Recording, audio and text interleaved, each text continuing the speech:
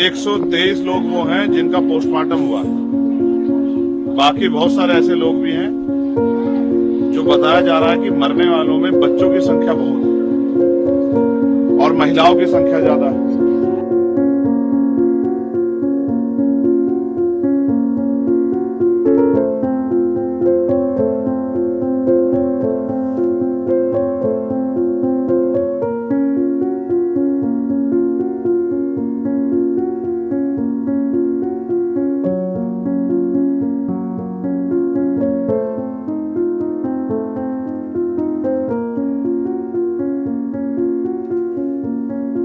कितने लोगों की जान गई?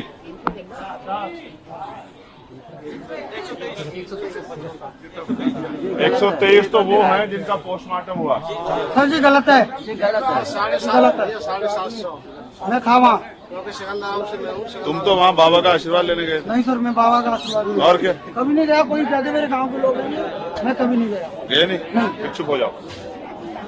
देखो अभी ना आप पे आंकड़े हैं ना मेरे पास आंकड़े हैं, लेकिन 123 लोग वो हैं जिनका पोस्टमार्टम हुआ। बाकी बहुत सारे ऐसे लोग भी हैं जो बताया जा रहा है कि मरने वालों में बच्चों की संख्या बहुत है और महिलाओं की संख्या ज्यादा है। तो जो लोग बिना पोस्टमार्टम कराए अपनी बॉडी को, अपने पार्थिव शरीर को ले गए, ऐसे बहुत सारे लोग। मैं सुबह से कह रहा हूं कि भाई गलती किसकी है, किसकी सवाल मेरे सामने आ रहा है। तो मैं सच बोलने की हिम्मत रखता हूं। गलती एडमिनिस्ट्रेशन की है, ये सच। अगर व्यवस्था अच्छी की गई होती तो शायद इस घटना को, इतनी बड़ी घटना को अंजाम नहीं दिया जा सकता, या ये घटना नहीं होती।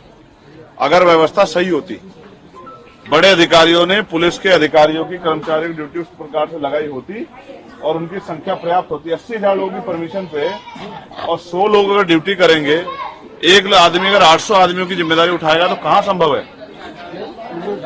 ये सच है। गलती पुलिस के अधिकारियों से भी हुई है, बिल्कुल सच है।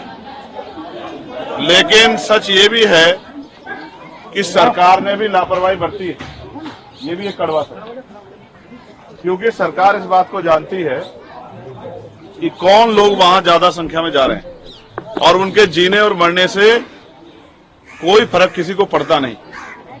लेकिन गलती हमारी भी है, मैं इस बात को स्वीकार करता हूं। गलती हमारी, हमसे बड़े पुराने नेताओं की, हमारे आंदोलन की गलती है कि हम लोग अपने निकम्मे समाज को समझाने में कामयाब नहीं हो पा रहे। बाबा साहब का इतना बड़ा स्टैचू लगाते हो, घरों में बाबा साहब की तस्वीर लगाते हो, घरों के बाहर बाबा साहब के पोस्टर लगाते हो, इतने बड़े बड़े बैनर लगा रखे हैं मैंने देखे इस बस्ती में, और फिर भी इन नकली बाबाओं के पास जाते हो।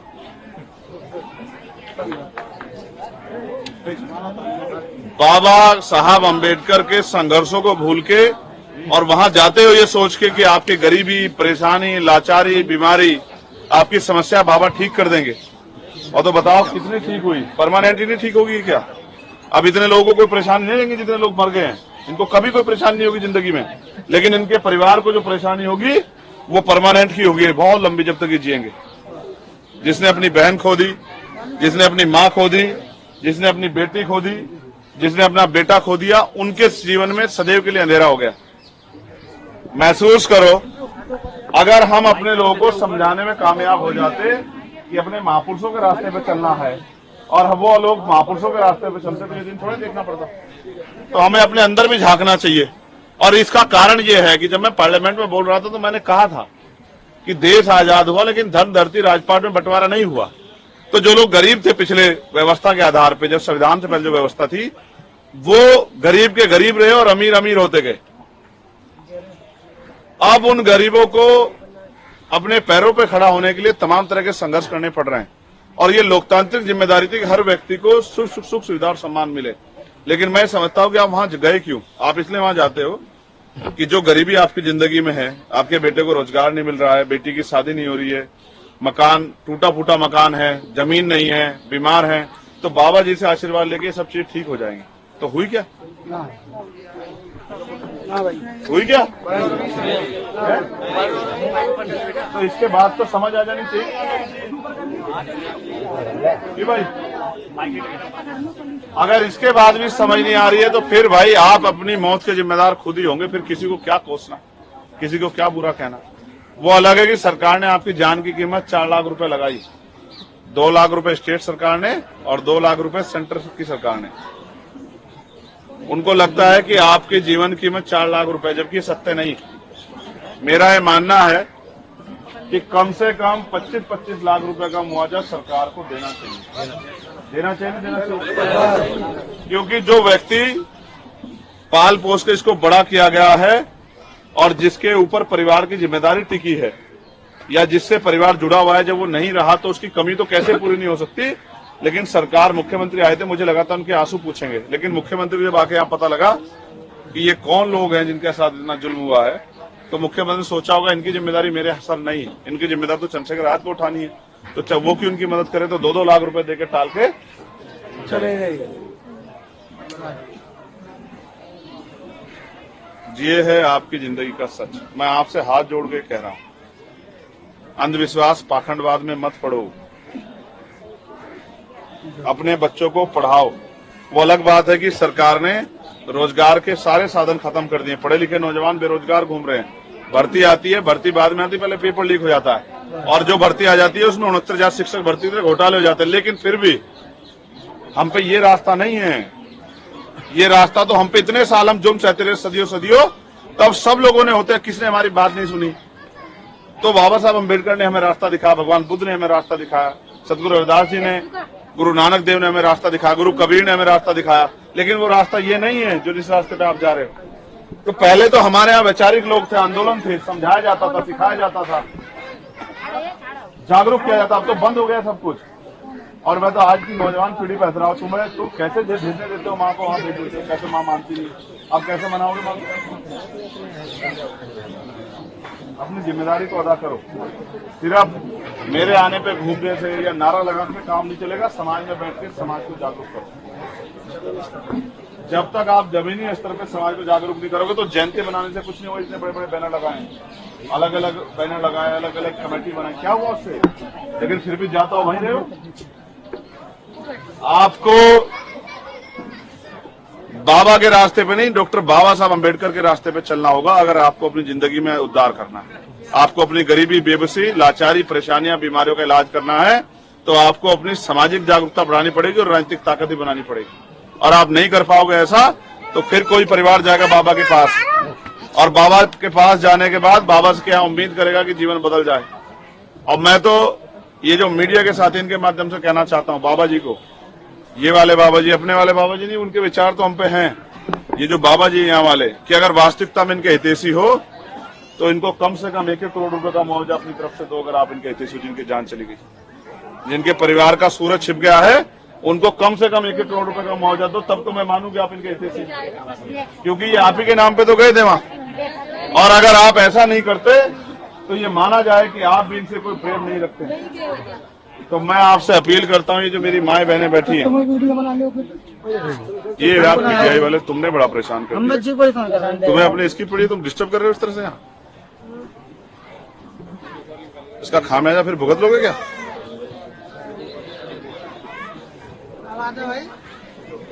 मैं आपसे हाथ जोड़ के कह रहा हूं, अपने बच्चों को शिक्षा के रास्ते पे लेके चलो और इस अंधविश्वास पाखंडवाद से बाहर निकलो।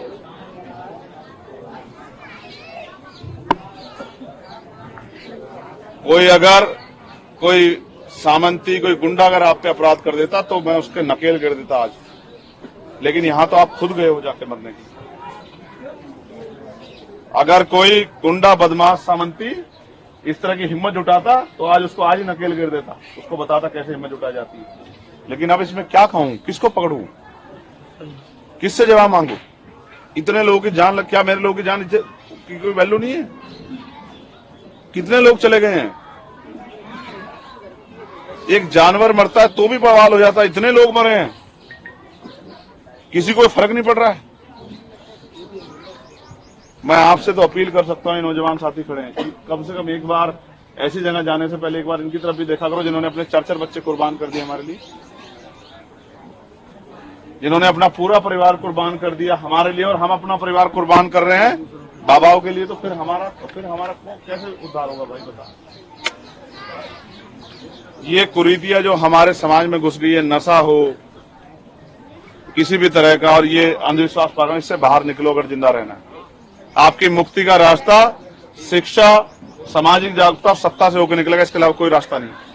जब आपके बच्चों को रोजगार नहीं मिलेगा, उनकी जेब में पैसे नहीं, कैसे बदले आपके घरों की स्थिति। इसलिए मैं आपसे हाथ जोड़ के अपील करता हूं, इन परिवारों के लिए तो मैं संवेदना प्रकट कर सकता हूं। मेरे हाथ में नहीं है अभी कुछ इतना, अगर मेरे हाथ में ताकत होती तो मैं करके दिखाता 1 करोड़ रुपए का मुआवजा देकर इन परिवारों को। और जिन्होंने ये किया है, जो भी इसमें शामिल हो, कोई ऊपर ले कोई हो चाहे, आज उन सबको जो है उन पे कार्रवाई करके साबित कर दिखाता तुम्हें किस तरह से जो गरीबों की जान से खिलवाड़ की जाती। अगर उचित व्यवस्था होती, जैसे एक अधिकारी ने मुझे बताया कि भैया पंडाल में कोई घुस नहीं सकता, तो ये तो घटना भी बाहर हुई, तो बाहर व्यवस्था क्या थी। 80,000, लाख, 2 लाख लोगों की जिम्मेदारी पे कितने लोग लगाए गए थे व्यवस्था के। ये फेलियर है सरकार का, एडमिनिस्ट्रेशन का, पुलिस के बड़े अधिकारियों का। और अगर गाज भी गिरेगी तो इन पे गिरेगी, विचारों पे, इंस्पेक्टर पे, सीओ पे, दरोगा पे, हेड कांस्टेबल पे। लेकिन जो अधिकारी दफ्तर में बैठ के ऑर्डर करते हैं उन पे नहीं गिरेगी गाज। इसलिए मैं आपसे अपील करता हूं, मेरा आग्रह है आपका बेटा होने के नाते कि इस अंधविश्वास पाखंडवाद से बाहर निकले। और इन पर जब भी आपको कोई ऐसा मन करे तो इन परिवारों को देख लेना जिनका सब कुछ उजड़ गया। मैं इस मामले को इतनी आसानी से नहीं छोड़ूंगा। मैं इस मामले को पार्लियामेंट में उठाऊंगा और सरकार से जवाब मांगूंगा। सरकार बच नहीं सकती, सरकार भाग नहीं सकती है। और जो भी दोषी होगा इनकी जांच, मैं इसलिए देर से आया कि पहले शांत हो जाने दो, थोड़ा सा पता लग जाए क्या क्या हो रहा है। जो इनकी जांच कमेटी और इनकी रिपोर्ट बन जाएगी उसको भी हम लोग जो है स्टडी करेंगे। और अगर हमें कहीं भी कोई कमी लगेगी तो फिर हम जो है पार्लियामेंट के जरिए इसकी पुनः जो है हर तरह से जांच करा के और अपने लोगों को रिलीफ दिलाने का, अपने लोगों की मदद कराने का काम करेंगे। 2-4 लाख रुपए में तो एक बच्ची की शादी भी नहीं होती। कैसे मुख्यमंत्री को लगा कि 2 लाख रुपए में जीवन खत्म, जीवन पूरा हो जाता है। एक तरफ 50 लाख रुपए का मुआवजा देते हो लखनऊ में, और दूसरी तरफ यहाँ 2 लाख रुपए का मुआवजा देते हो। ये है सबका साथ सबका विकास। हाँ, सच है कि जाति धर्म देख के अब मुख्यमंत्री जी तो आपको परिवार मानते हैं, अपना परिवार बताते हैं, लेकिन क्या हुआ, जाति आड़े आ गई क्या। जो 2 लाख रुपए बांटने की क्या आड़े आ गया। इस सच को आप भी मान लो, इस सच को आप भी मान लो कि उनके जरिए आपका भला नहीं हो सकता। तो मैं इन परिवारों के प्रति महापुरुषों से प्रार्थना करूंगा कि उनको ये दुख सहने की शक्ति मिले और वो अपने पैरों पे खड़े हो जाएं। ऐसी मैं प्रार्थना करूंगा और मैं प्रयास करूंगा कि सरकार इनको उचित मुआवजा दे। इसके लिए भी हम भरसक आवाज उठाएंगे। लेकिन मैं आपसे आग्रह कर रहा हूं पुनः, आपकी जिंदगी की कीमत है, अगर किसी और के लिए नहीं तो आपके इस बेटे के लिए तो है ही। तो अपनी जिंदगी की कीमत को समझें और अंधविश्वास पाखंडवाद से बच के अपने जिसको भी इष्ट को मानना है अपने घरों में ही मान लें। इस तरह की भीड़ का हिस्सा ना बने, अपनी जिंदगी के साथ खिलवाड़ ना करें। भाई, मैं आपसे प्रार्थना करता हूं कि आप अपने बच्चों को अच्छी शिक्षा देकर अपने साथ लेकर चलेंगे। और इस घड़ी में आज भी और हमेशा हम लोग सब आपके साथ हैं। और मैं महेंद्र जी से कहूंगा, चौधरी महेंद्र सिंह जी के, वो इन परिवारों के साथ आते जाते रहें, इन परिवारों के दुख सुख में शामिल रहें और इनको अपनी टीम भेज के यहाँ कैडराइज करने का भी काम करें, अंधविश्वास पाखंडवाद से निकालने में भी आसानी करना। ठीक है, मैं आप सबसे जो है के लिए मंगल कामना करता हूँ और आपसे अभी आशीर्वाद की अभिलाषा भी करता हूँ कि आपका आशीर्वाद मेरे ऊपर बना रहेगा।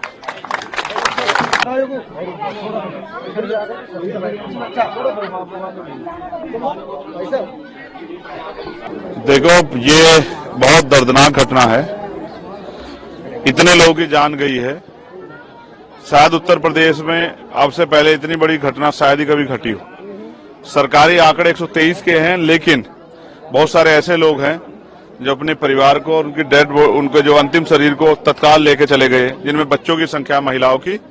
अगर उनको सबको गिनती किया जाए तो ये संख्या बहुत बढ़ेगी। तो मैं सोचता हूं कि अगर इसमें प्रशासन ने और पुलिस के वरिष्ठ अधिकारियों ने जिम्मेदारी अदा की होती और गैर जिम्मेदारी नहीं दिखाई देती तो आज हम इन सब लोगों को नहीं खोते। इतने बड़े समूह की व्यवस्था के लिए मात्र 100 लोगों की ड्यूटी लगाना, मैंने कहा है कि आरटीआई के जरिए हम जानकारी हासिल करेंगे कि इतनी बड़ी व्यवस्था में कितने एडीएम, कितने एसडीएम, कितने सीओ, कितने इंस्पेक्टर, कितने एसआई, कितने हेड कांस्टेबल, कितने कांस्टेबल की ड्यूटी लगी थी, कितने तहसीलदार, कितने जो है कानूनगो मैं पता करने का प्रयास करूं आरटीआई के जरिए, क्योंकि एक रिकॉर्ड होता है जिसमें आमद और रवानगी होती है। तो जानकारी हासिल करने का प्रयास करेंगे कौन कौन अधिकारियों के नेतृत्व में हुआ, और अगर वो गैर जिम्मेदार निभाते तो शायद आज इनकी जान बच जाती। इसमें दोषी कौन है? सब लोगों का मिला जुला दोष है। आयोजन करने वाले भी, आयोजन कराने वाले भी, आयोजन की व्यवस्था के जिम्मेदार भी, जिन पे लॉ एंड ऑर्डर की जिम्मेदारी थी, और सत्ता की नाकामी भी, उनका इंटेलिजेंस और एलआईयू का फेलियर भी, जो इतने लोग, लाखों लोगों की गैदरिंग को नहीं जानकारी हासिल करा, उसकी व्यवस्था नहीं कर पाया। सर, हादसा होने के बाद जैसे बाबा जी वहाँ से फरार हो गए, तो आप मानते हो कि बाबा जी दोषी हैं इस चीज में? अब मैं मुख्यमंत्री से पूछना चाहता हूं कि उन्होंने क्या कार्रवाई की है। मुख्यमंत्री जी को जवाब देना चाहिए कि वो क्या कार्रवाई कर रहे हैं। और मैं अपने लोगों से अपील करूंगा कि अंधविश्वास और पाखंडवाद की इस रास्ते से बचे। डॉक्टर बाबा साहब अम्बेडकर, माननीय काशीराम साहब और बहुजन महापुरुषों के रास्ते पे चल के ही आपके जीवन का उद्धार हो सकता है। इन बाबाओं के भरोसे ना रहे। आपकी अपील नहीं बाबा पे कार्रवाई हो, कानूनी कार्रवाई? मेरी तो ये मांग है सबसे पहले कि इन परिवारों को 25-25 लाख रुपए का मुआवजा, जो घायल हैं उनको 5-5 लाख रुपए का मुआवजा मिले। साथ साथ जो बाबा हैं, अगर वो बाबा इनके सच्चे हमदर्द हैं तो कम से कम 1 करोड़ रुपए का मुआवजा मर्दों को अपनी तरफ से दें। और अगर वो नहीं देते तो हमें मानना चाहिए कि उन बाबाओं को इनकी तकलीफ से कोई फर्क नहीं पड़ता। जांच हो और कठोर से कठोर कार्रवाई हो कि दोबारा इस तरह की कोई घटना न घटित हो सके।